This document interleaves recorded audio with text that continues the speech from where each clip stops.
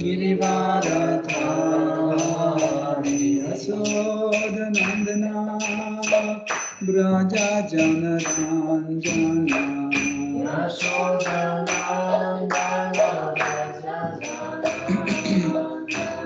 Yasodhanandana Braja Janaranjana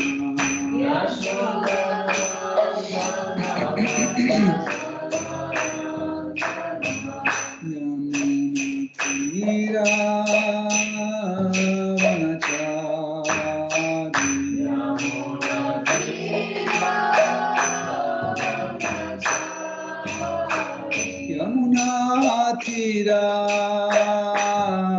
Vanachari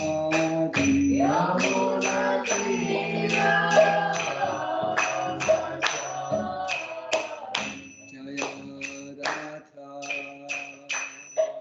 Madhava Kunja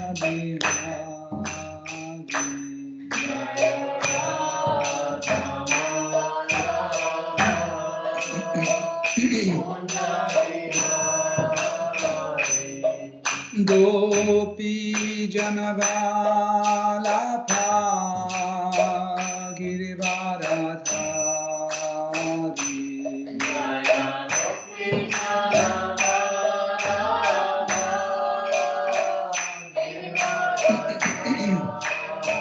Gopi Janavalabha Girivaradhari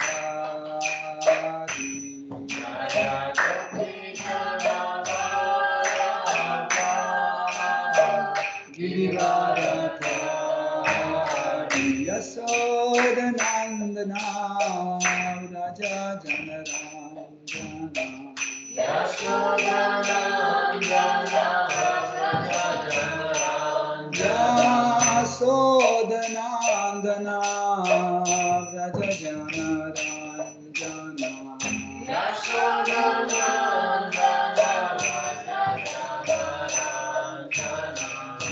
Jamuna Thira Vanachari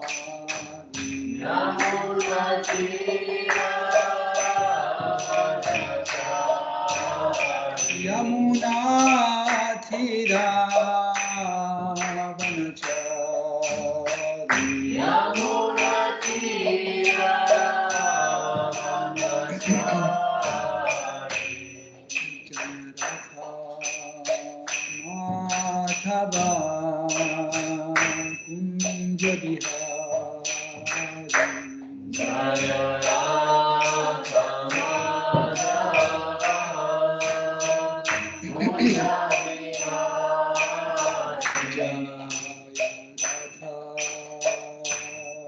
Madhava Kunja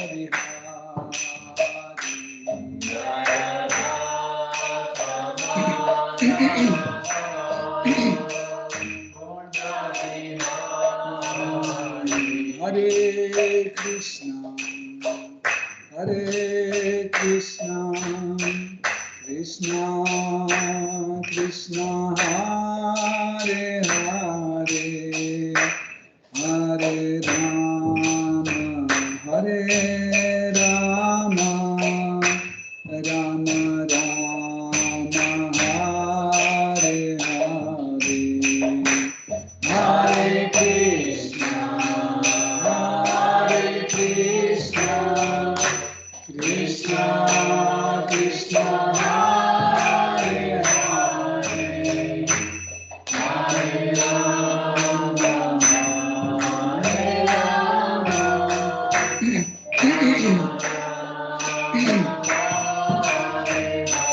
Hare Krishna, Hare Krishna, Krishna Krishna, Hare Hare, Hare Rama, Hare Rama, Rama Rama, Hare Hare.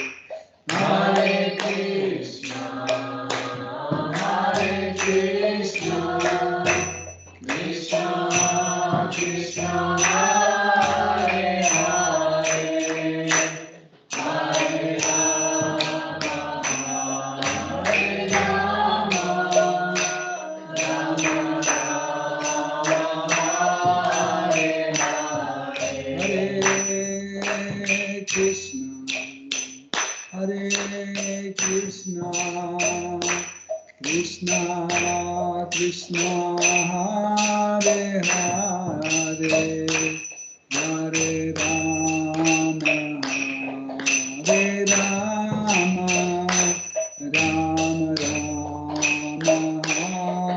Hare Hare, Hare Krishna, Hare Krishna, Krishna Krishna, Hare Hare, Hare Rama, Hare Rama, Rama Rama, Hare Hare, Hare Krishna, Hare Krishna, Krishna Krishna,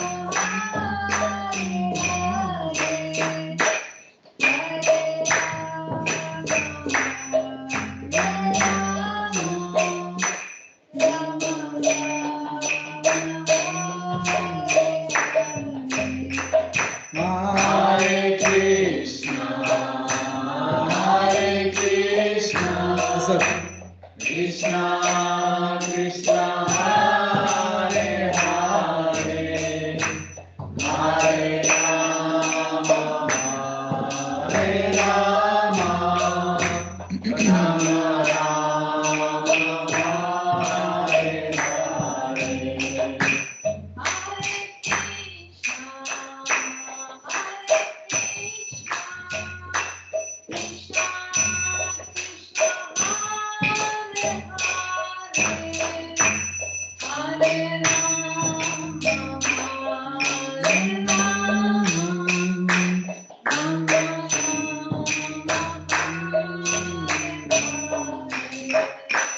Hare Krishna, Hare Krishna, Krishna Krishna, Hare Hare, Hare Rama, Hare Rama, Rama Rama, Hare Hare. Hare Krishna, Hare Krishna, Krishna Krishna, Hare Hare, Hare Rama, Hare Rama, Rama Rama, Hare Hare. Hare Krishna, Hare Krishna, Krishna Krishna, Hare Hare, Hare Rama, Hare Rama, Rama Rama, Hare Hare.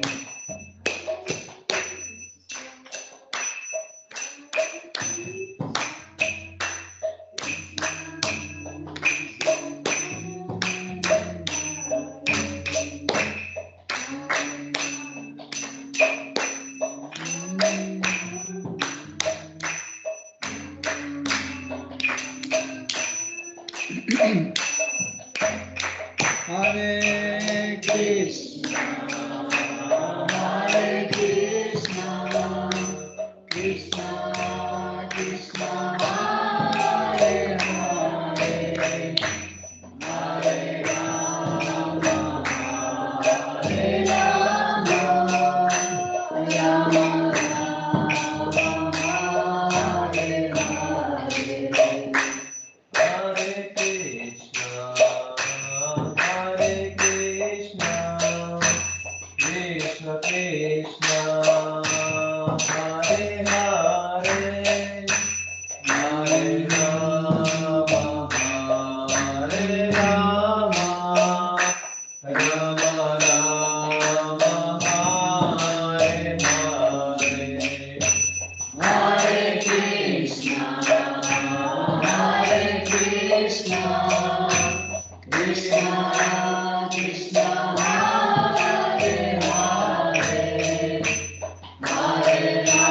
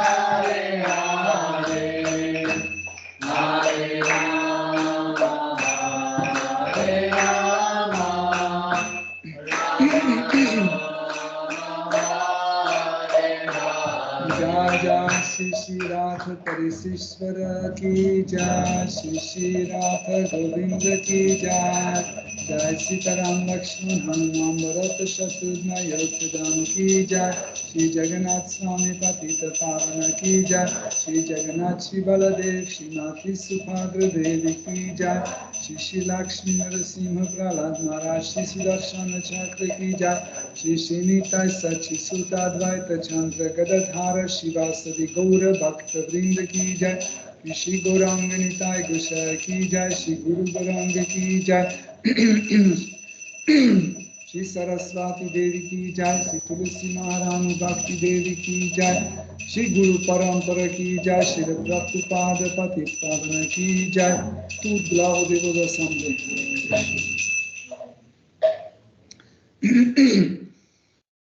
ओम अज्ञानातिमिरन्दस्य जनाञ्जनशलाकाय चक्षुरुन्मीलितं येन तस्मै श्रीगुरवे नमः। श्रीचैतन्यमनोभीष्टं स्थापितं येन भूतले स्वयं रूपा कदा मह्यं ददति स्वपदान्तिकं।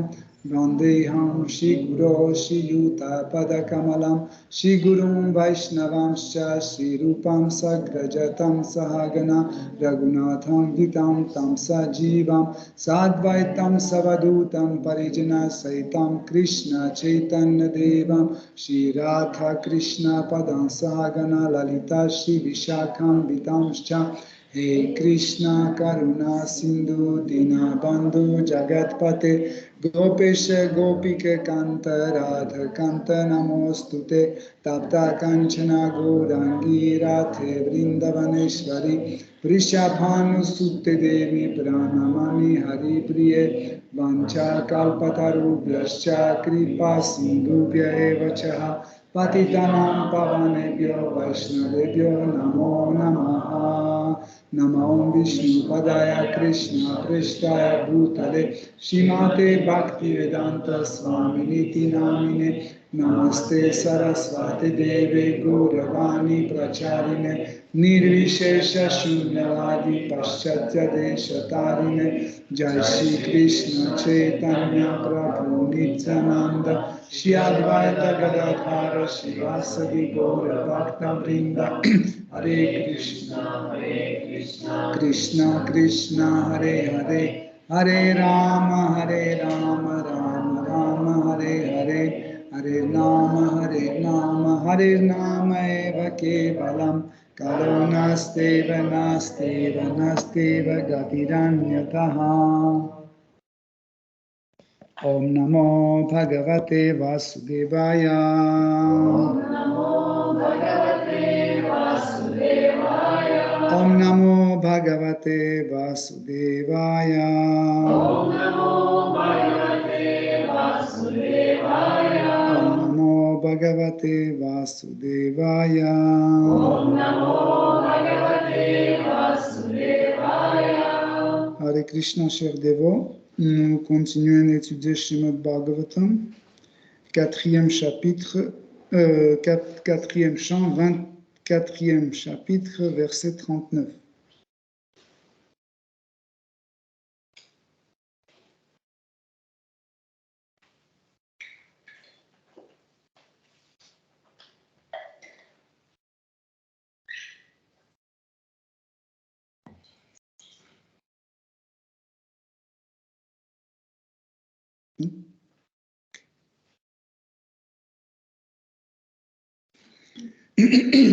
Sarva sattvatma dehaya visheshaya sthavisyase namastrai lokya palaya saha ojjo balaya cha. Traduction. Certes, Seigneur, tu es la gigantesque forme universelle qui contient les corps individuels de tous les êtres. C'est toi qui soutiens les trois mondes, et de ce fait, tu es le soutien du mental, des sens, du corps et de l'air vital, qui se trouve en eux. Je t'offre comme un hommage respectueux.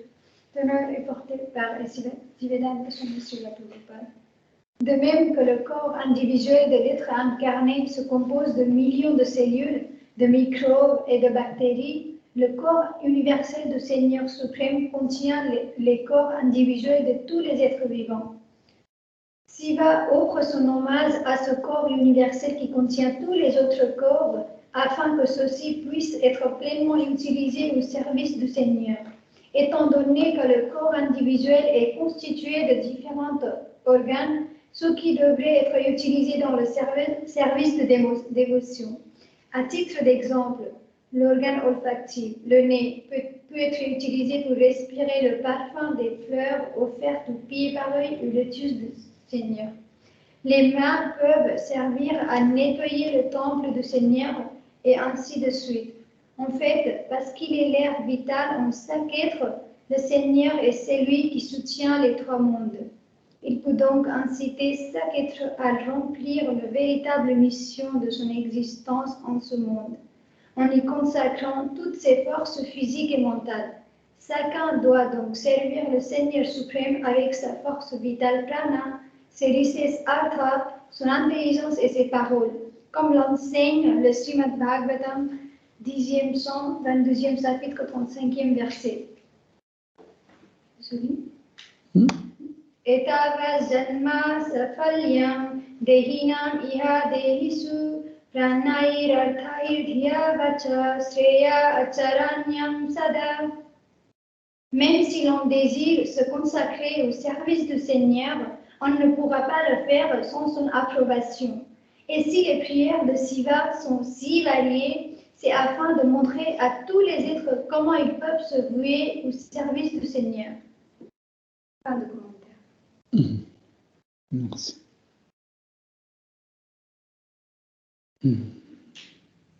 Donc, nous sommes en train d'étudier les prières de Mahadev Shiva adressées au Seigneur suprême devant les Pracheta, les fils de Prachinabarhi, roi Prachinabarhi. Donc, si vous vous souvenez, une fois on a discuté, on a dit que, en fait, à quoi consiste faire les prières. On a dit que les prières peuvent avoir des différentes natures. Par exemple, différents motifs. Par exemple, je peux être dans une difficulté et prier le Seigneur pour qu'il me sauve la vie.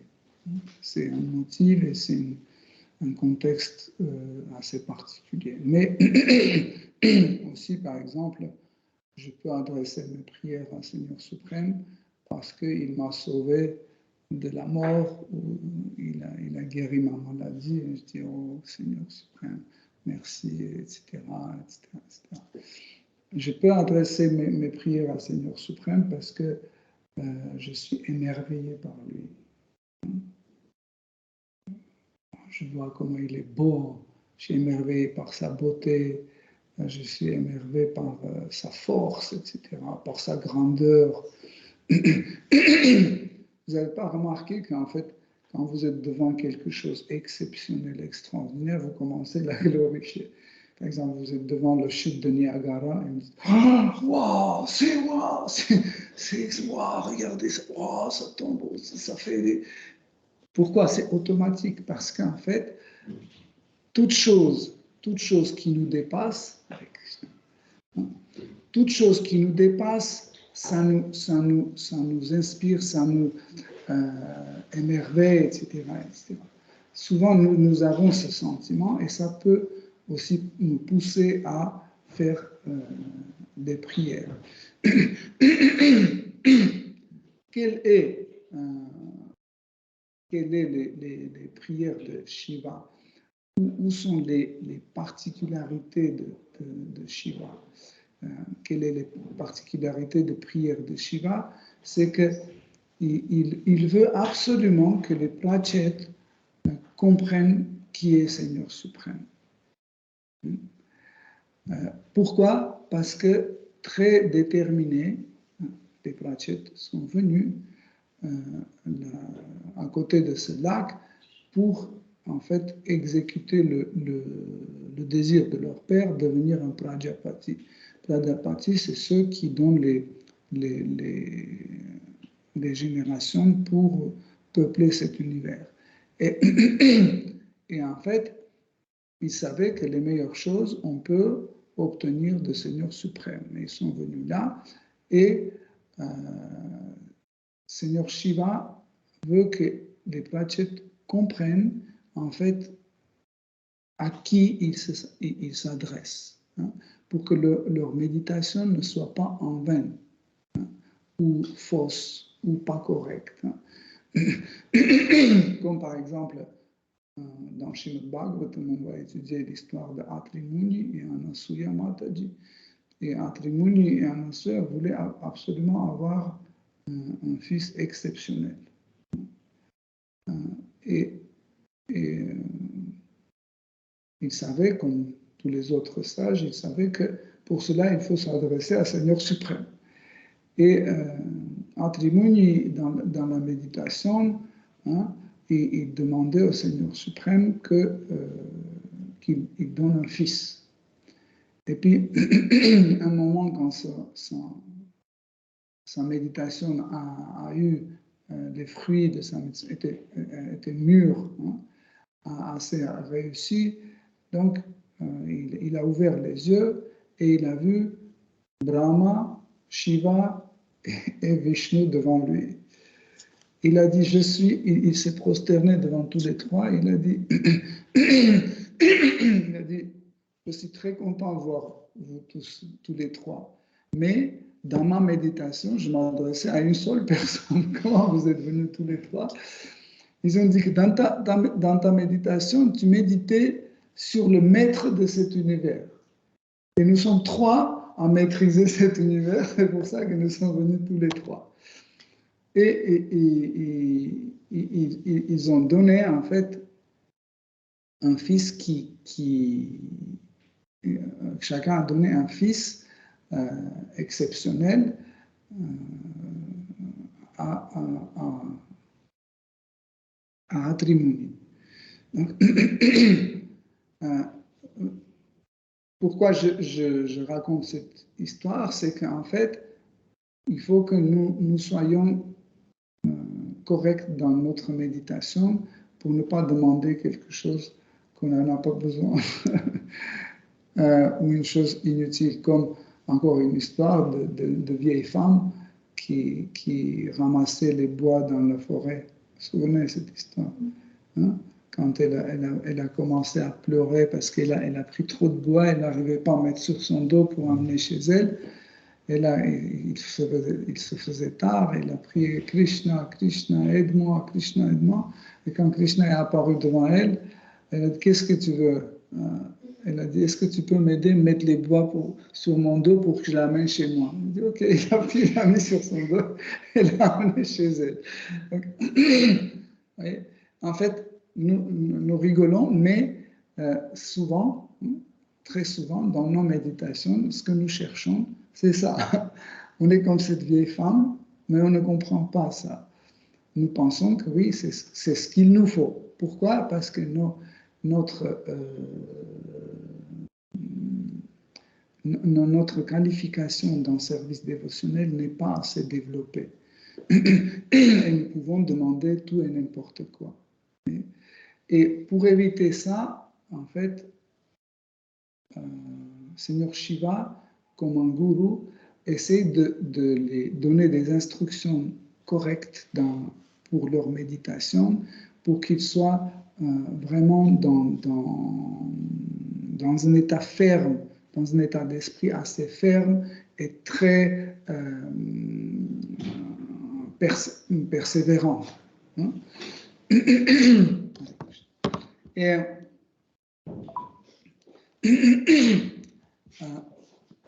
vous savez pourquoi nous étudions en fait pratiquement tous les aspects du Seigneur suprême. Quel est le but? Hein? Pourquoi on étudie son aspect impersonnel, son aspect personnel, son aspect omniprésent, etc., les différentes formes, etc., pour ne plus avoir de doutes. pour ne plus avoir des doutes. Parce que si on imaginait qu'on étudie seulement la forme personnelle du Seigneur suprême, mais on a lu nulle part qu'il existe la forme impersonnelle. Et du coup, dans notre pratique, on rencontre quelqu'un qui dit, ben, en fait, tu sais qu'il y a aussi une forme, Dieu n'est pas personne, Dieu est impersonnel. Et là, on ne connaît pas cet aspect, on ne sait pas qu'est-ce que c'est, etc. Et ça peut perturber notre foi.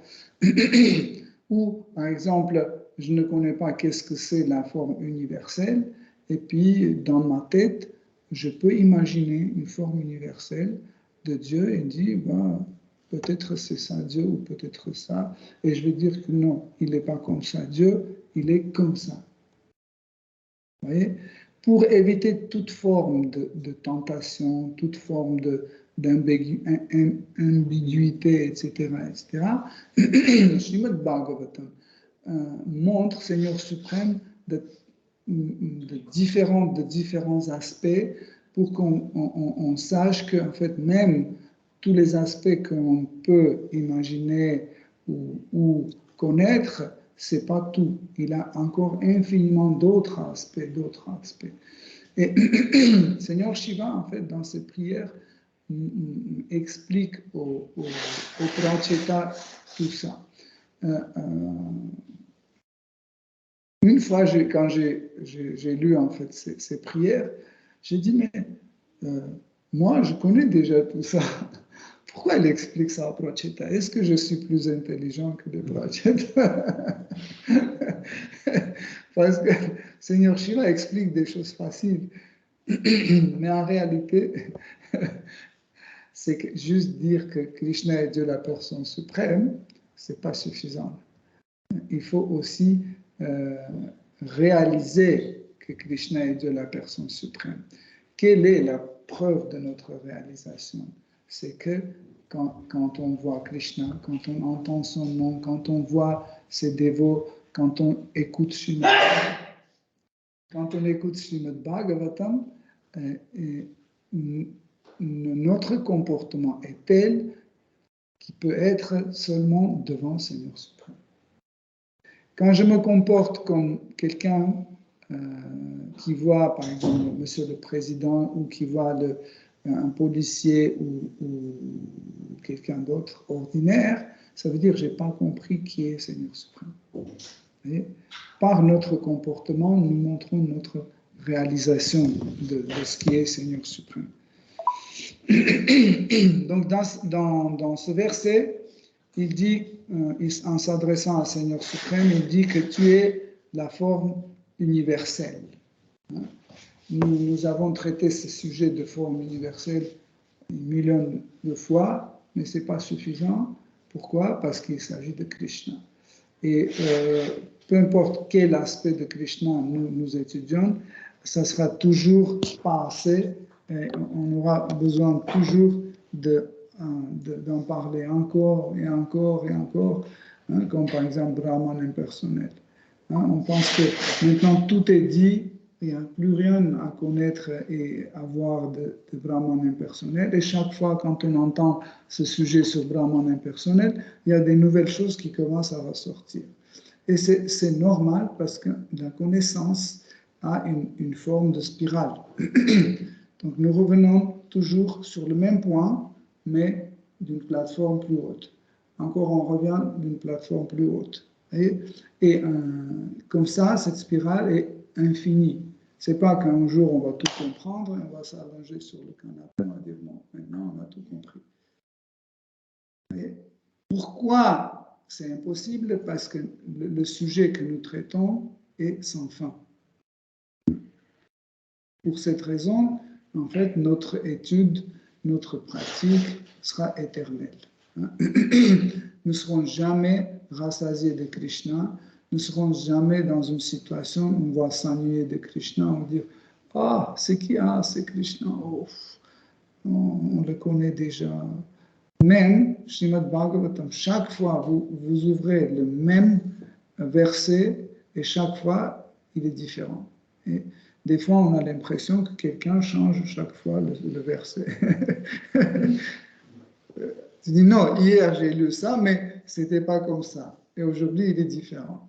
Pourquoi? Parce qu'en fait, Srimad Bhagavatam est vivant. Il est vivant,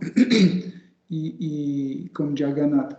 Quand vous voyez, chaque jour, quand vous ouvrez la porte pour entrer, vous voyez qu'il n'est plus comme hier, il est différent. Pourquoi? Parce qu'il est vivant. Comme nous, par exemple, si on regarde l'un l'autre, on est comme ça, après on est comme ça, après on est souriant. Tout le temps, il y a des émotions qui changent. Pourquoi? Parce qu'il y a de la vie. Et la vie, à l'intérieur, sous-entend la diversité de sentiments, hein? La diversité de bhava. Et cette diversité de bhava change les formes extérieures. Okay? Donc, notre sujet, hein, c'est Bhagavan. Hein? Il est plein de diversité et chaque fois quand on a nos prières, même si c'est les mêmes paroles, il y a toujours une diversité. Hein? Par exemple, quand on dit Hare Krishna, Krishna Krishna, Hare Hare, Hare Rama, Rama Rama, Hare Hare. Et quand on répète la même chose, c'est pas la même chose, c'est différent. Hare Krishna, Krishna Krishna, Hare Hare, Hare Rama, Rama Hare Hare. Et c'est différent. Et si vous répétez 16 tours, c'est chaque fois c'est différent. C'est ça qui est extraordinaire. Mais si on ne comprend pas ça, nous pensons qu'on répète toujours la même chose. Non. Parce que chaque fois, quand on dit que Krishna n'est pas différent de son nom. Par exemple, quand je dis maintenant Krishna, il s'agit de Krishna qui est en train de tirer sa main pour prendre une banane. Okay? Si 5 minutes après, je dis Krishna, c'est pas ce Krishna qui prend la banane, c'est Krishna qui a déjà commencé à manger la banane. Et 5 minutes après, ce sera un autre Krishna qui est en train de rincer sa bouche. C'est pas toujours le même Krishna. Et Jagannath, il n'est pas toujours le même Jagannath, parce que chaque instant, il écoute un autre divertissement de ses divertissements. Et chaque fois, il est émotionnellement différent. Donc la forme universelle, c'est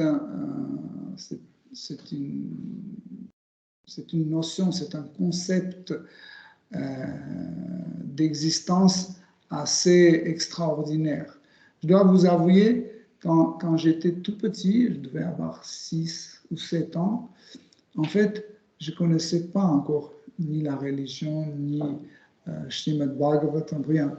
Mais j'entendais toujours Dieu, Dieu, Dieu, Dieu.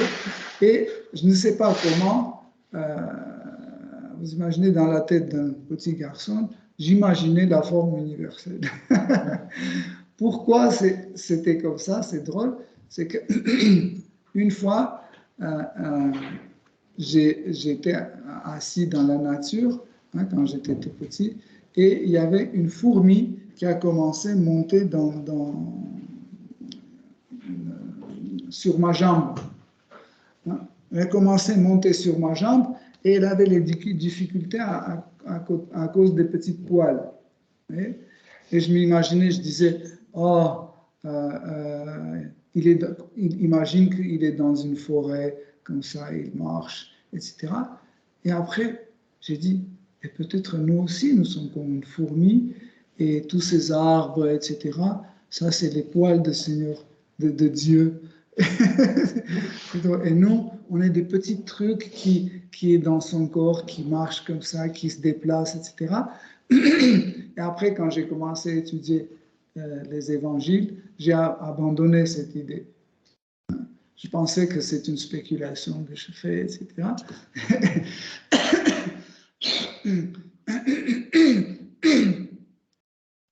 Parce que l'Église apostolique a dit qu'il y a Jésus-Christ, il n'y a plus personne. Et il n'y a plus d'aspect, rien. Il y a le Père, Fils et Saint-Esprit. Et c'est tout. Mais plus tard, quand j'ai découvert Srimad Bhagavatam et la Bhagavad Gita, j'ai vu qu'en fait, tout ce que j'ai imaginé dans ma tête de petit garçon, en fait, existait. Donc, qu'est-ce que c'est qu'est-ce que c'est le Virat Rupa, la forme universelle? Donc, Virat Rupa, on appelle aussi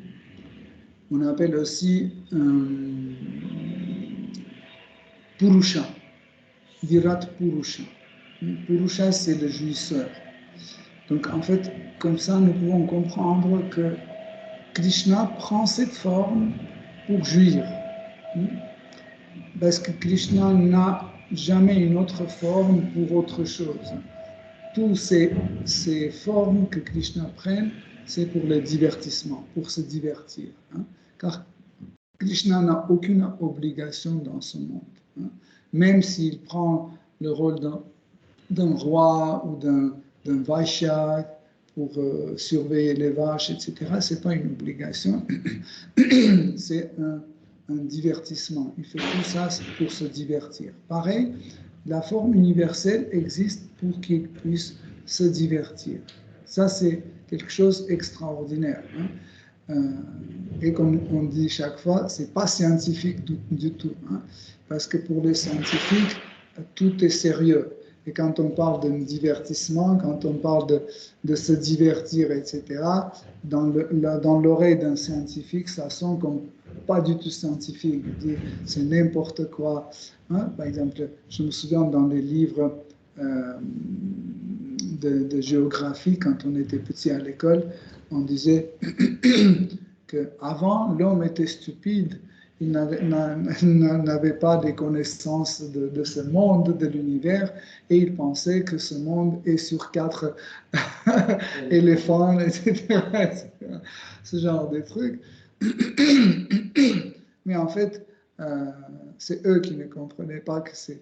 Parce qu'ils pensent que scientifique, c'est privé de toutes sortes de goût. Ça doit être sec, stupide et sans sentiment. Mais la vraie vérité absolue est aussi sentimentale. Il y a des sentiments dedans, donc vous ne pouvez pas en priver. Parce que ce qui fait bouger ce monde, c'est les sentiments.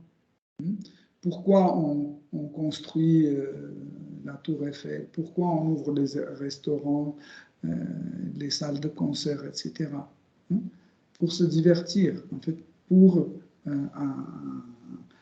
pour manifester nos sentiments, pour recevoir les sentiments et donner des sentiments. C'est la nature de ce monde. Et toutes sortes de choses scientifiques qui se passent, en fait, ils ont ce côté, cet aspect sentimental. Par exemple, quand nous savons comment ce monde est manifesté, quel type d'énergie existe, etc., etc. Par exemple, le matérialiste Kapila, il va comme les scientifiques d'aujourd'hui. Le matérialiste Kapila, il a accepté tout ce que vrai Kapila, le fils de Devauti, disait, jusqu'au moment où on disait que Seigneur suprême jette son regard et il est allongé sur Sheshanaga, etc. Tout ça, il n'acceptait pas. Il disait tout ça, c'est faux, ça n'existe pas, c'est des contes pour les enfants, mais le reste, les énergies, comment les énergies agissent, les transformations des énergies, la transformation des 5 éléments, et tout ça, l'ego, il acceptait tout ça. Pourquoi? Parce que c'est une connaissance qui n'est pas complète. Cette connaissance n'est pas complète.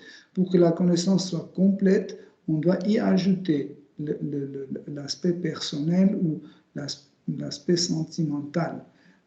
Parce que s'il n'y a pas de désir, rien ne va bouger.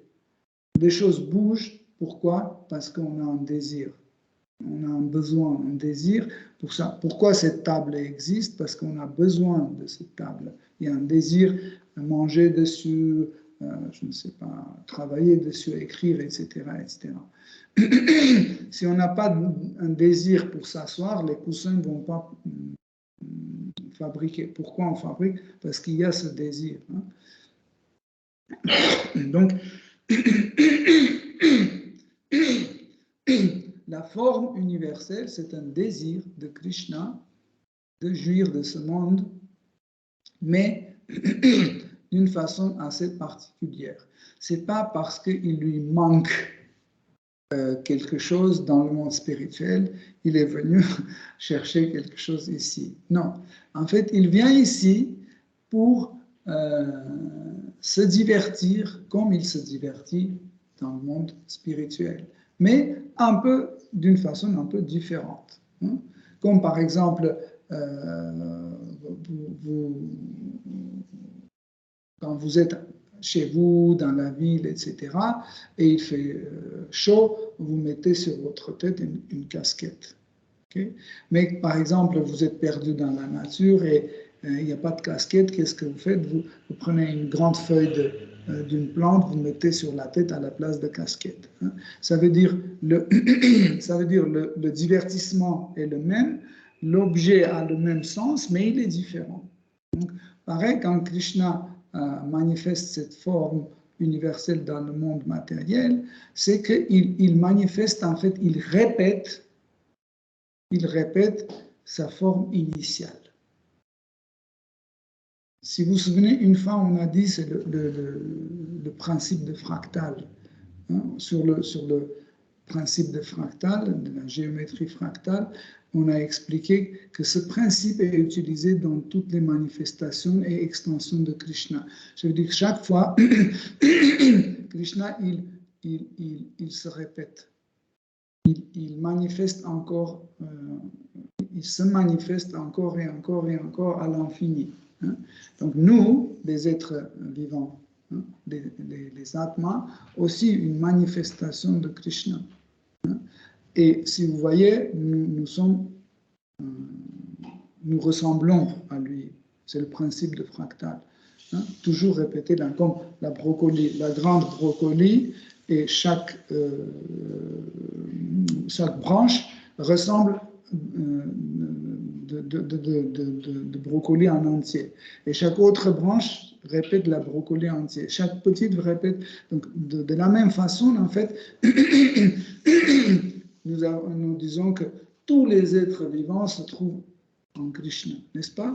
La forme universelle, c'est aussi une forme dans laquelle tous les êtres vivants qui se trouvent dans le monde matériel font partie de cette forme.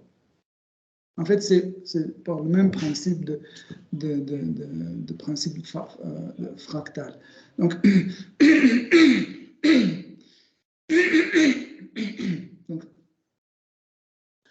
toute l'existence matérielle prend le refuge dans la forme Virat Rupa. Pourquoi?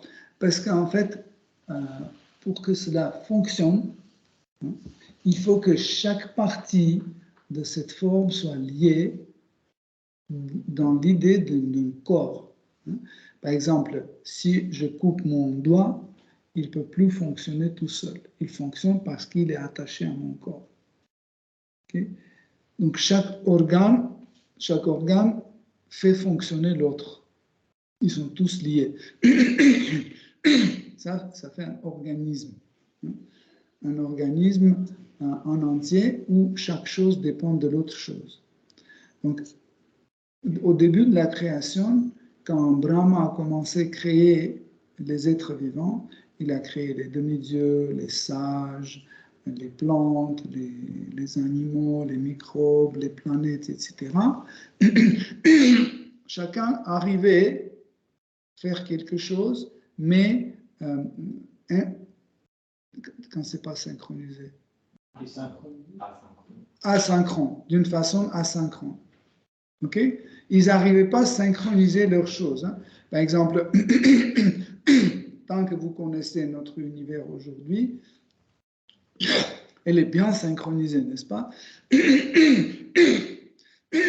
Par exemple, le fonctionnement de notre corps, la croissance de notre corps, la régénération de notre corps va très bien être très synchronisée avec toutes les planètes. Hein. Par exemple, au crépuscule, à la fin du crépuscule, la lune apparaît et les cellules de notre corps commencent leur régénération. Okay. Le matin, en fait, la lune part, la régénération s'arrête et il y a un autre processus comment dire, de fixation, en fait, tous les éléments, etc., dans la matinée, hein, etc. Donc, et tout ça, c'est synchronisé et ça fonctionne d'une façon extraordinaire. Pourquoi? Parce qu'il y a un organisme.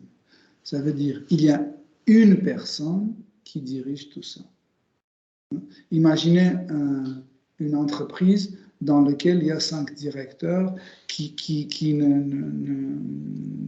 ne communiquent pas entre eux et chacun donne des ordres. Par exemple, le premier arrive, il dit, donc ici il faut creuser 5 tranchées ici. Et il s'en va. Et après, l'autre, il arrive. Qu'est-ce que vous faites? Non, laissez ici, il faut creuser là. Il laisse ça, il commence à creuser là. Et puis, troisième directeur arrive. Mais non, ni ça, ni ça. Il faut creuser ici. Vous voyez? Donc, tant qu'ils ne sont pas ensemble, hein, tant il n'y a pas de communication, qui ne font pas un corps, hein, donc ça ne va jamais fonctionner. Hein. Pourquoi un sangha, hein, chez les dévots, un sangha fonctionne parce qu'il y a un organisme. Un sangha, c'est un organisme parce qu'il y a une personne, une autorité spirituelle autour de laquelle ce sangha est monté. Donc ça fonctionne. Mais quand il y a 3, 4, 5, 10 personnes, même s'ils sont tous bien, donc ils doivent faire tous les 3, 5 ou 10, en fait, toutes ces autorités spirituelles doivent faire entre eux, ils doivent faire un sangha en ayant une autre autorité spirituelle. Comme ça, en fait, le sangha de chaque de ces autorités, hein, vont être le sangha d'un grand sangha.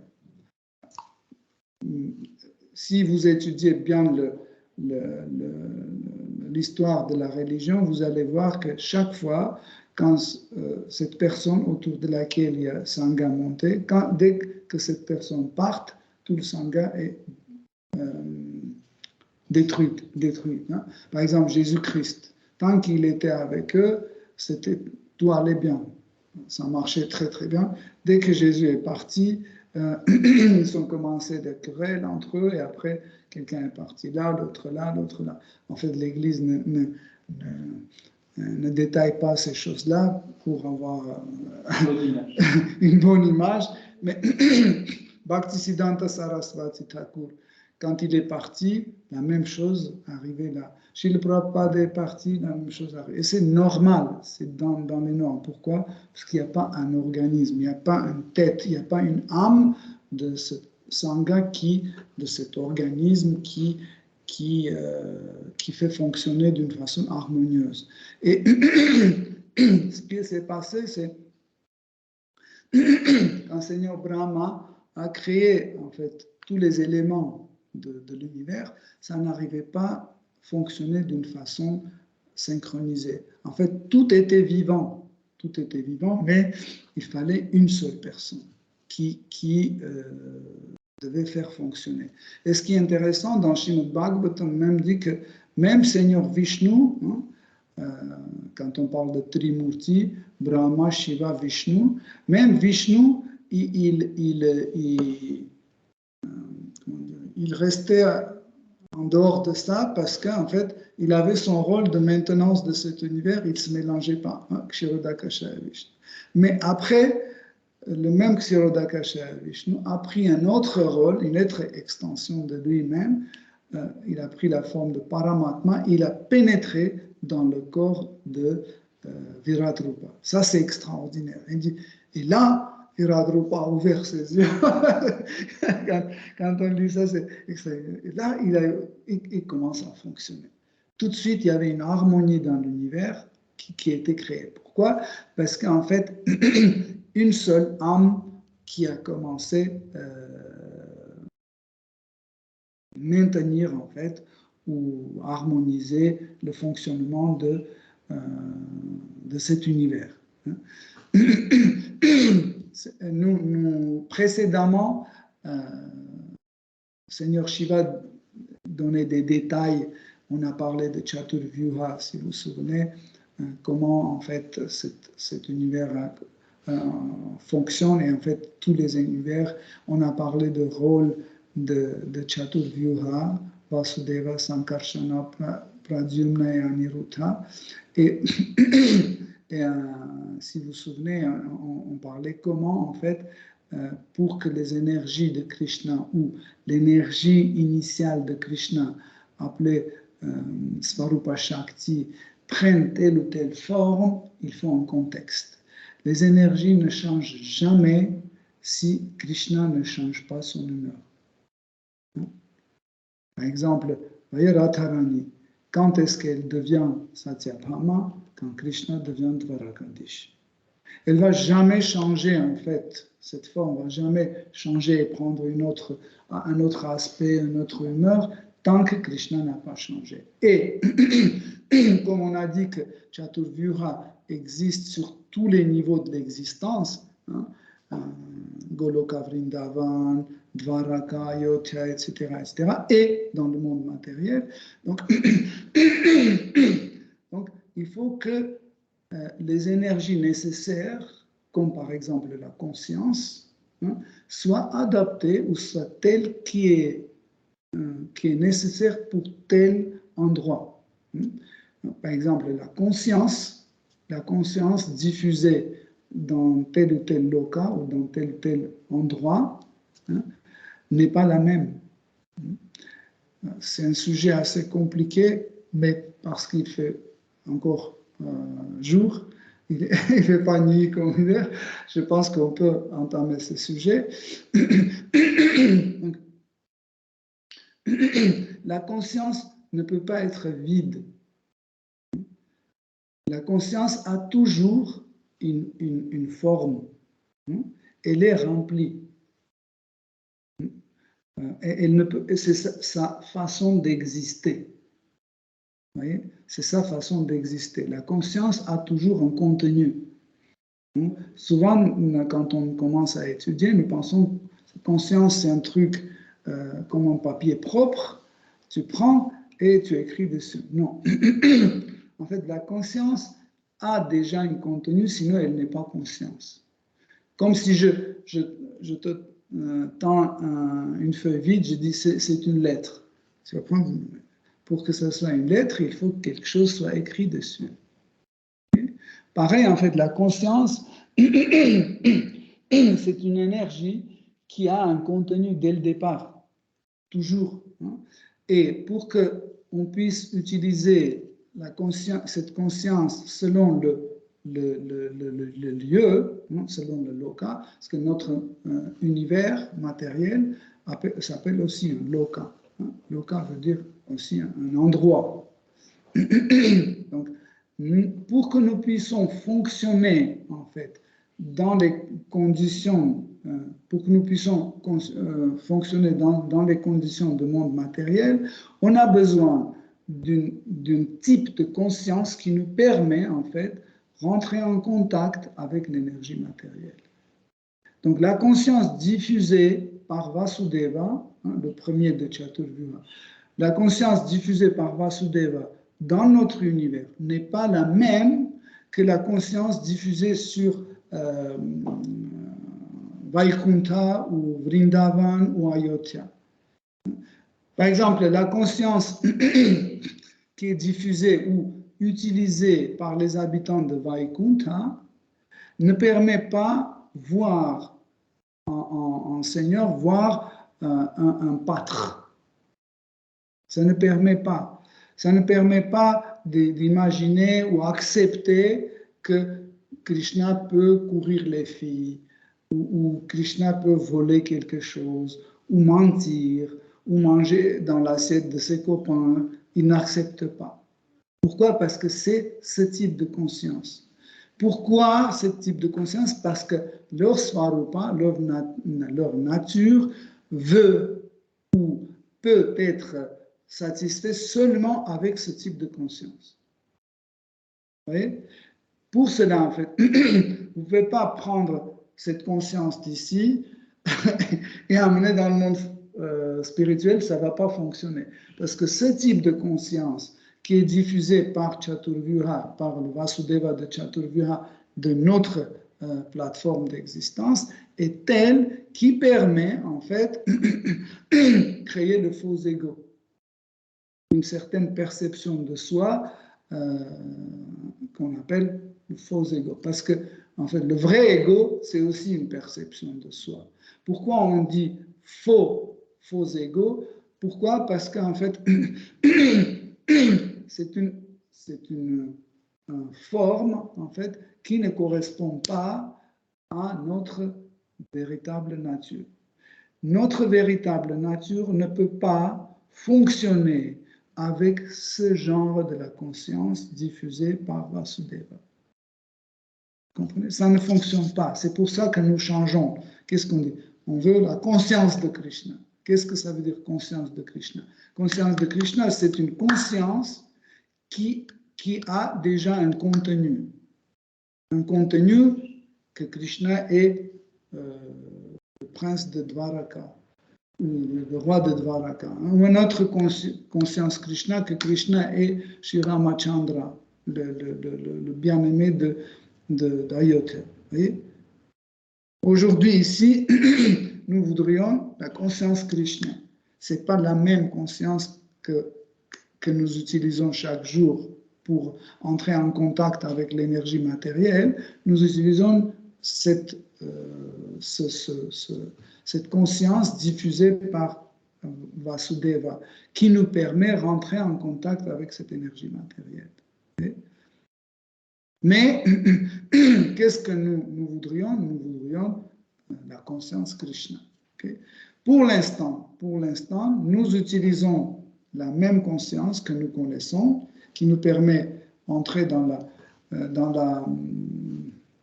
relation avec l'énergie matérielle. Et pour cette raison, notre image de Krishna, c'est l'image de quelqu'un comme nous, sauf qu'il est plus fort, sauf qu'il est plus beau. Il est comme nous, mais sauf qu'il est plus grand, ou il est plus puissant. Vous voyez? C'est nous utilisons toujours cette conscience que, des fois, on appelle la conscience matérielle, pour différencier. Mais comprenez de quelle conscience il s'agit. Okay? Ou quand on dit Krishna est très beau. Quand on dit Krishna est beau, avec notre conscience matérielle, qu'est-ce qu'on a? On cherche dans notre tête tous les garçons qu'on a vus, on dit, bon, le nez comme ça, les oreilles comme ça, sauf qu'on n'arrive pas à appliquer la couleur noire parce que c'est un Africain qui sort. Parce que la couleur de Krishna n'est pas comme ça, pas comme les Africains, c'est une couleur gris anthracite foncé, assez compliqué, indigo. Les Shastras disent qu'il est comme un saphir foncé. Vous connaissez cette pierre saphir? En fait, le meilleur représentant de saphir, c'est un bleu foncé, très très foncé. C'est comme noir. C'est comme noir, surtout quand il est grand, il est comme noir. Et en fait, vous voyez, dans notre tête, pour imaginer Krishna, on utilise la conscience de ce monde. On utilise cette conscience, c'est pour ça qu'on n'arrive pas à découvrir en fait la vraie nature de Krishna. On n'arrive pas à comprendre la vraie nature de Krishna. Mais quand nous lisons petit à petit Srimad Bhagavatam, Bhagavad Gita, on chante le Saint-Nom, on prend prasad, on s'associe avec les dévots, etc. Petit à petit, nous devenons conscients. Ça veut dire nous créons un lien avec Krishna. Même si cette liaison consciente liée avec un des 4 motifs, la souffrance, etc., vous connaissez, un de ces 4 motifs qui nous lie consciemment à Krishna, cela, c'est une bonne occasion de commencer la pratique de sadhana bhakti. Et pendant la sadhana bhakti, en fait, nous avons la chance de rencontrer un gourou qui est une personne réalisée, qui est un envoyé de Krishna. Et en association avec lui, nous goûtons en fait Krishna qui est dans son cœur. Vous voyez? En fait, comment c'est possible? C'est possible parce qu'il y a le bhakti. Et bhakti a comment on dit un truc quand tu montres pour passer?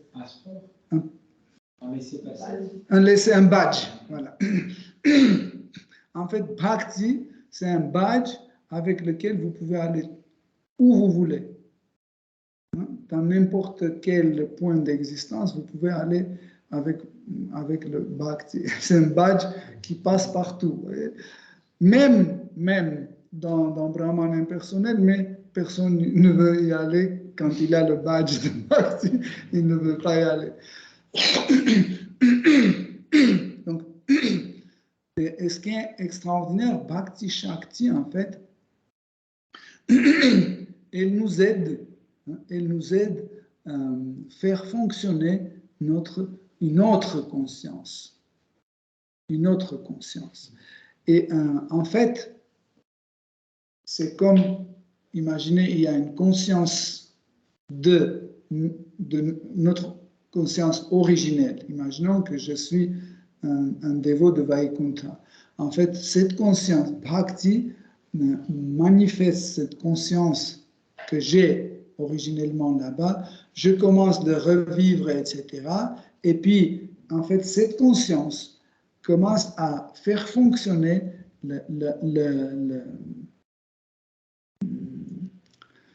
la conscience de ce monde matériel.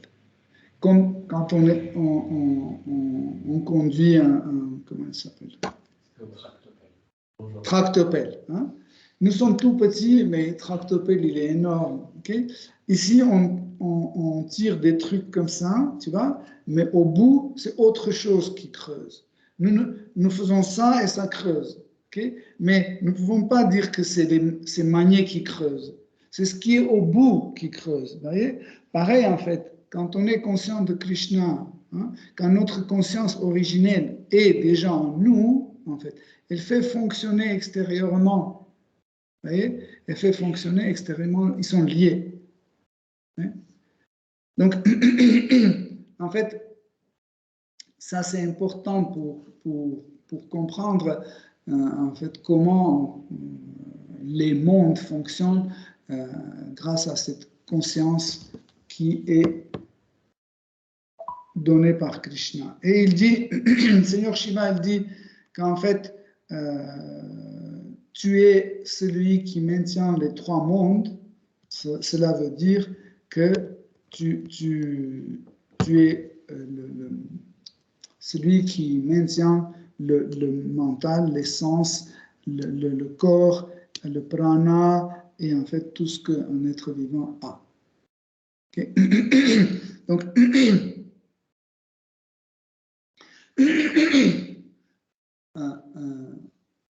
par exemple, nous pensons que nous faisons ceci, cela, on entretient cette maison, on entretient ce corps, etc. Mais ce on est entretenu à son tour. Par exemple, Brahma a créé ce monde, okay, mais lui-même, il est créé. Okay?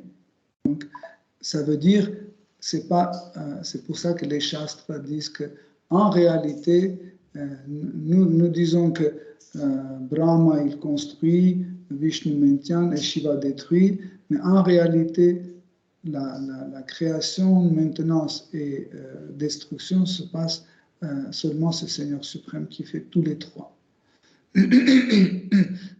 En réalité, tout ce que nous pensons, que nous faisons, etc., par exemple, je suis là, je bouge mes mains, je parle, etc., mais en réalité, je ne peux pas faire fonctionner tout cela. parce que je suis trop petit et je n'ai pas cette force. Hein. Je ne peux même pas déplacer une petite graine de sable.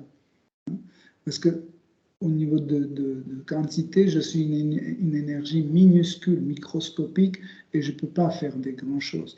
Mais à ma place, c'est Krishna qui fait bouger ses formes, etc., etc. Donc, et la forme universelle est nécessaire pour que cela fonctionne, pour que cet univers puisse fonctionner. Et comme par exemple dans notre corps, il y a la langue, il y a les yeux, il y a le ventre, l'intestin, les jambes, les pieds, etc. Pareil, l'univers a la même structure. Pourquoi? Pour avoir toutes ces fonctions, pour pouvoir nourrir chaque être vivant. Par exemple, si pour que notre estomac fonctionne, donc on doit avoir l'estomac de l'univers, estomac universel.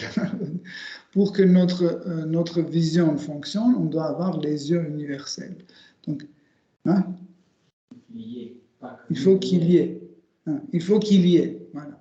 Il faut qu'il y ait. Pour qu'on arrive à penser, il faut qu'il y ait le mental universel, etc., etc. Okay? Donc, comme ça, il suffit que la forme universelle s'arrête, hein, tout va s'arrêter tôt ou tard. Okay? Vous pouvez dire, mais en fait, les êtres vivants, les planètes, les substances qui sont dans ce monde matériel, ce sont des éléments matériels. Hein? Et si Virat Rupa, c'est une forme de Seigneur suprême, ben, on ne comprend pas. On dit que Krishna n'a pas de forme matérielle, et là, Virat Rupa, c'est matériel. Comment on comprend? En fait, c'est comme un murti, en fait. Comment un murti? Vous avez un murti, ok? Le murti est fait de métal, de pierre, etc. Et le Seigneur se manifeste à travers les éléments matériels. Comme si vous vous souvenez, on a parlé de Shiva, on a dit le corps de Shiva, c'est aussi un murti. Il ne fonctionne pas comme le nôtre, avec les intestins, etc., parce que c'est le corps du Seigneur suprême. Il n'a pas besoin de ça pour fonctionner. Vous voyez? Donc, pareil, forme universelle aussi, c'est une forme, en fait, qui est composée des éléments matériels, qui est composée des éléments des êtres vivants, etc. mais en fait, c'est la manifestation de Seigneur appelé Purusha Avatara, Virat Purusha ou Virat Rupa. Donc là aussi, il y a un principe, Srila Prabhupada explique un peu dans ce commentaire, il y a le même principe d'habitation d'un corps par différents êtres vivants. Hein. Comme par exemple, chaque cellule de mon corps, c'est un être vivant. En plus, il y a des vers, des microbes, des bactéries, etc. Donc, il y a des milliards de personnes qui habitent mon corps. Virat Rupa, c'est aussi un corps qui est habité par infiniment de personnes. Mais le corps de Vishnu aussi, Mahavishnu qui est allongé, ou Garbhodakasha Vishnu qui est aussi allongé, en fait, leur corps contient aussi infiniment de personnes. C'est un principe, parce que le corps, par son concept, c'est un lieu d'habitation. C'est aussi une sorte de dhamma. Hein? Un dhamma, vous comprenez? C'est pour ça que vous avez, par exemple,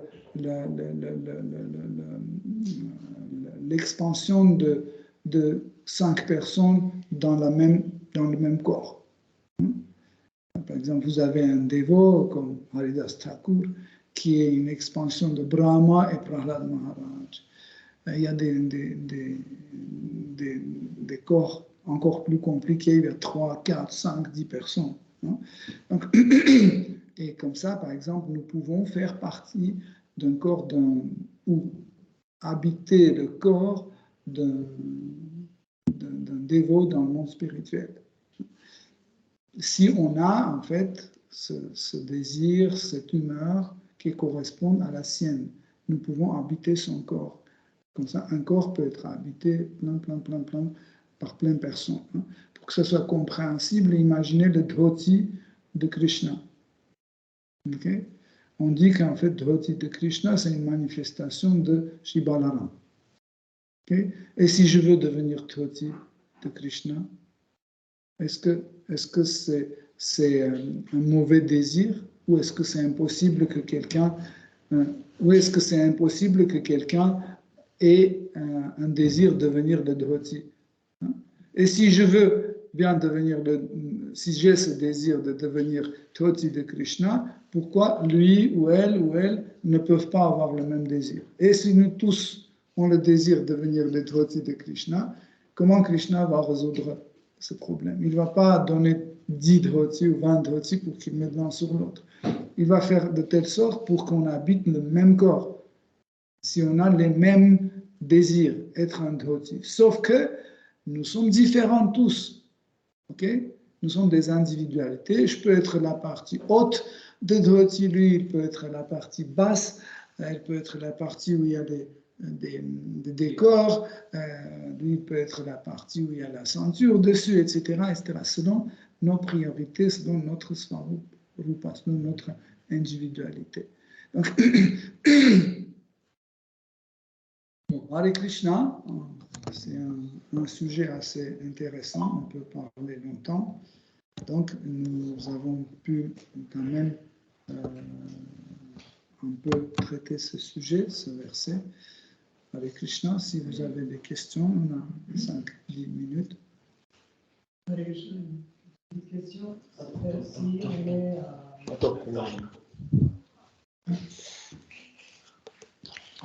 Hare Krishna, une petite question.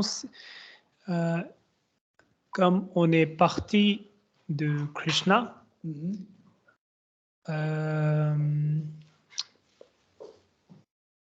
est-ce qu'on a une identité individuelle ou est-ce qu'on a une identité individuelle ou même pour l'âme, l'âme en fait, l'être vivant, est-ce qu'il y a une identité individuelle séparément ou c'est comme c'est une partie de Krishna donc ça reste partie de Krishna. En fait, je n'arrive pas à comprendre. Comme vous avez dit, la conscience c'est partie, ou Krishna c'est universel, il est partout. Donc, et autrement, dans les conférences précédentes, vous avez dit que les êtres vivants, ils sont toujours à côté de Krishna. Ils vivent avec le Krishna dans ce corps. Donc, c'est juste pour savoir la différence. En fait, nous ne perdons jamais notre individualité. Parce que depuis toujours, nous sommes originellement là, dans le corps de Krishna, nous sommes là où on était toujours. Et on ne va jamais changer notre emplacement. Hein? Par exemple, Garga Samhita dit que, en fait, la colline Govardhan est née du cœur de Krishna. Hein? Ça veut dire que Govardhan ne va jamais changer son emplacement. Il ne va pas dire, OK, non, demain je veux être là, ou là, ou là. Non, il va être toujours là. Ça veut dire, s'il est toujours là, il va avoir toujours ses qualités liées à son endroit. On ne va jamais changer. Okay? Mais nous manifestons en fait, notre désir et selon ce désir, l'énergie Svarup Shakti commence à fonctionner selon nos désirs comme Yoga Maya ou Mahamaya. En réalité, en fait, tout est illusion. Tout est illusion, ou l'illusion spirituelle ou l'illusion matérielle. Mais les deux sont réalité. Quand on parle de l'illusion, ça ne veut pas dire que c'est pas réel. C'est la réalité. Qu'est-ce que ça veut dire réel? Réel, ça veut dire que nous pouvons mettre tout cela en contact avec nos sens et ressentir ça. Okay? Même quand vous jouez le jeu vidéo, c'est une réalité. Quand vous regardez la télé, vous voyez l'océan sur votre écran télé, etc., les oiseaux, etc., c'est une réalité. Mais c'est un autre type de réalité. Mais c'est une réalité. Même si c'est une illusion, même si c'est une illusion, mais c'est de la réalité. Même si c'est fautif, si c'est un moha, un concept fautif, ça aussi c'est la réalité. L'illusion, Maya, est aussi une réalité. Il y a différents types de réalités. Il y a la réalité mentale, la réalité visuelle, auditive, etc., spirituelle, matérielle, il y a tout type de réalité. Okay? Nous ne perdons jamais notre individualité et nous-mêmes dans le Brahman impersonnel, notre réalité juste temporairement est retenue. Temporairement retenue. Ça ne veut pas dire que on a perdu notre réalité, notre individualité. Non, juste nous-mêmes, par notre propre désir, nous retenons notre individualité. Ok? La partie de ta question, comment ça arrive que où on est dans le corps de Krishna ou devant Krishna? Par exemple, dans le corps de Mère Yashoda ou devant Mère Yashoda? En fait, je ne sais pas si j'ai vu dans une vidéo quelque chose, Krishna il a dit, c'est moi partout, c'est moi qui tue et c'est moi qui est mort. Par exemple, quand Vira, dans le Mahabharata, c'est moi qui tue et les gens qui meurent, c'est moi. En fait, tout c'est moi. Et donc, quand il a dit ça, donc j'ai essayé de comprendre l'être vivant, il est où? Du coup, si c'est Krishna, je sais que être vivant aussi, c'est une partie de Krishna. Est-ce qu'il voudrait dire ça ou Donc, en fait, il faut qu'on comprenne le principe de Bheda-Bheda. Bheda, c'est différent, Abheda, c'est pas différent. Okay? Donc, on est en même temps différent et en même temps, on n'est pas différent. On est un. Un et différent en même temps. Ok? Donc, on est un avec Krishna par union et on est différent quand on a les désirs. Ok? En fait, c'est quoi qui définit un être? C'est ses désirs. Ok? Ça veut dire je désire quelque chose, donc je suis un individu. Okay? Krishna aussi c'est un individu parce qu'il désire aussi. Okay? Dans la Bhagavad Gita aussi, Krishna explique que quand quelqu'un se fait mal, Paramatma ressent cette douleur. Okay? Paramatma ressent, mais elle ne souffre pas. Okay? Elle ne souffre pas, mais elle ressent. Par exemple, quand je mange un chutney, Paramatma sent le même chutney. Quand je mange le riz qui est brûlé ou mal cuisiné, elle sent exactement le même goût. Tout de suite. C'est pas qu'après je lui raconte, je dis, tu sais, Antariami Prabhu, quand j'ai mangé comme ça, c'était pas cuisiné. Ah bon? Ah bon, je savais pas. Non. Immédiatement, dès que vous mettez quelque chose sur votre langue, tout de suite, Paramatma, en parallèle, ressent la même chose. Paramatma ressent la même chose exactement. La douleur, la joie, etc. Mais elle est comment on dit, neutre, un peu. Hein? Il est neutre. Pas neutre à 100%, 100%. Pourquoi? Parce que quand même, il y a un aspect intermédiaire. Okay? Et il est personnel. Okay? C'est ça la différence. Il n'est ni 100% impersonnel, ni 100% personnel. Okay? Paramatma ressent, et parce que Paramatma est une forme de Seigneur suprême, elle peut avoir son ressenti personnel. Pour tel cas, pour tel cas, pour tel cas. Il y a des choses qui plaisent à Paramatma plus, il y a des choses qui plaisent à Paramatma moins. Mais ça ne veut pas dire que ça ne lui plaît pas. Il dit, bon, dans ce cas-là, je vais changer le karma de cette personne, je vais faire autrement. Non. Elle met à sa place le principe de karma, hein, pour ce qui est dans le système de karma. Ne change pas. Même si elle-même, elle peut dire que voilà, Azad me plaît plus que Jiva Prana. Mais elle va donner à Azad ce qu'elle a eu pour son karma et Jiva va donner ce qu'il a eu pour son karma. Ok? Je ne sais pas si tu as saisi. Oui, merci beaucoup. Donc, Krishna, quand il est absolu, est-ce qu'il peut aimer quelqu'un? Bien sûr. Mais Ben, comme il est absolu, il comprend tout. S'il ne pouvait Et pas pour aimer, aimer comment nous quelqu'un, on peut aimer?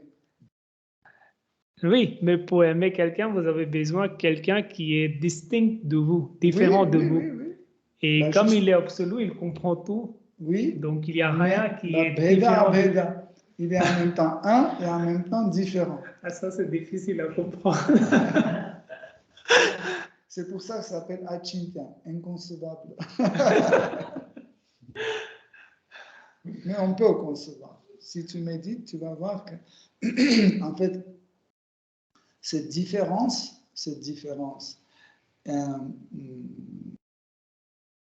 dans le Brahman impersonnel n'est pas pratiquée. Donc, et les impersonnalistes n'aiment pas ça. La diversité, ils aiment quand c'est tout un, mono. Un seul bloc, un seul sentiment, un seul type, etc. Et qu'il soit seul. Parce que dans le Brahman impersonnel, il y a des milliards de personnes, mais chaque personne pense qu'il est seul. Il n'y a pas d'autres personnes. Et il pense que, en fait, la différence entre lui et l'absolu a disparu. Hein? Pourquoi? Parce que, en fait, l'absolu ne se manifeste pas pour lui, pour qu'il pense qu'il y a encore quelqu'un.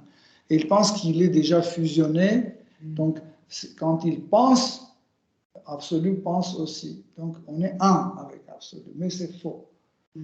En fait, on est un, pourquoi? Parce qu'on n'est pas différent. Il n'a plus de désir.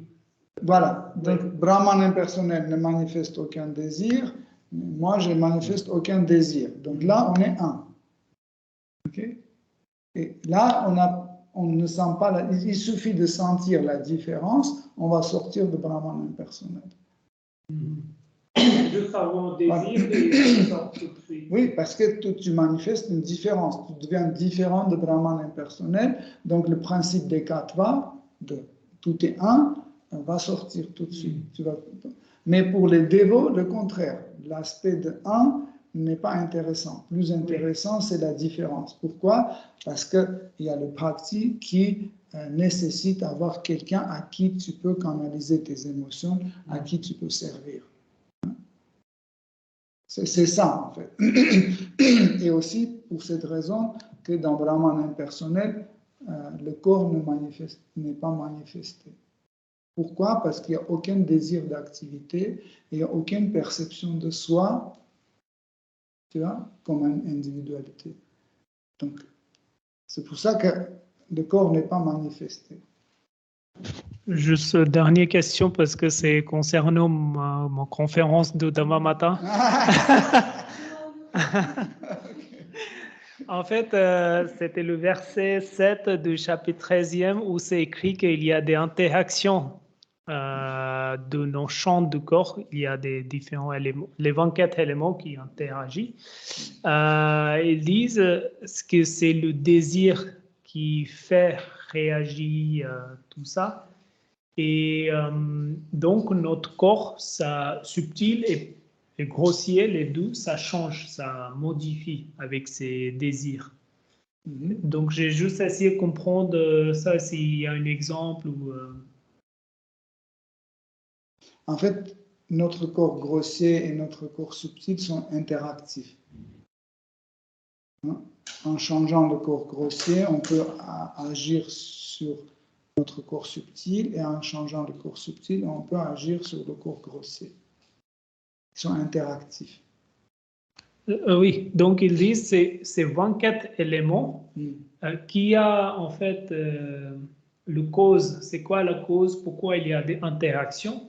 Parce qu'on a les désirs qui, à cause de ces désirs, ces 24 éléments qui contiennent le champ de ce corps, c'est ça qui fait bouger ces 24 éléments des interactions. Et comme il y a des interactions, à cause de ces interactions dans notre corps, ça modifie ou change. Voilà, c'était ça pour comprendre comment ça fonctionne. Oui, mais comme je dis, c'est interactif. Ça veut dire que ce n'est pas forcément c'est que seulement ton désir qui fait bouger, etc.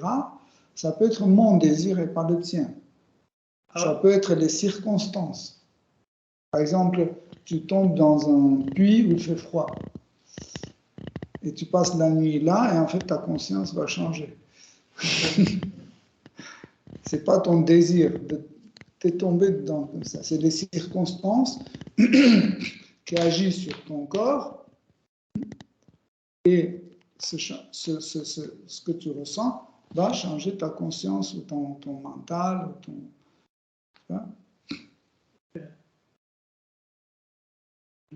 C'est pour ça que je dis c'est interactif. Ok, Hare Krishna, cher Devo, Shrimad Bhagavatam ki jai, Srila Prabhupada ki jai. Toute gloire aux dévots assemblés, Hare Krishna.